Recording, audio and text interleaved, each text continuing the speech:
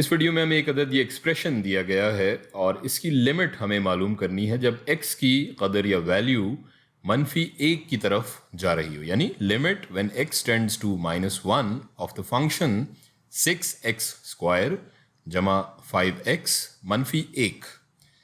सो ये जो फंक्शन हमें नज़र आ रहा है ये एक अदद क्वाड्रेटिक इक्वेशन है, जैसा कि हम देख सकते हैं। और क्वाड्रेटिक इक्वेशन का जो एक ग्राफ होता है फंक्शन का, वो हम जानते हैं कि एक पैराबोला की शक्ल में होता है।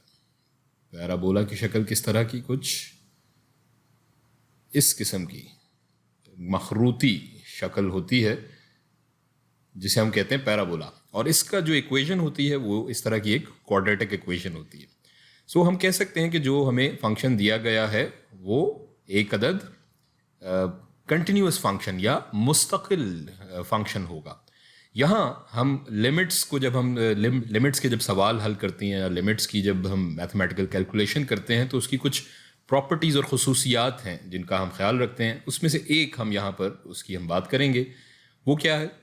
Function f is continuous at x is equals to a if, यानी कि एक फंक्शन f मुस्तकिल होगा या कंटिन्यूअस होगा किसी मकाम a पर अगर if limit of x tends to a of function x is equals to f of a।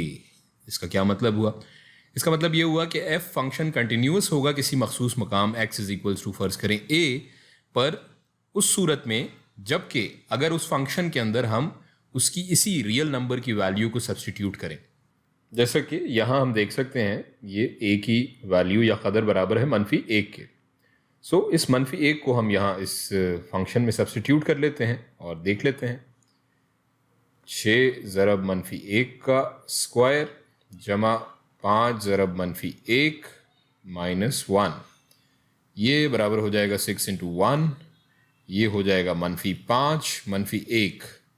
सो 6 मनफी 5 बराबर होगा 1 के, 1 मनफी 1 बराबर हो जाएगा 0 के।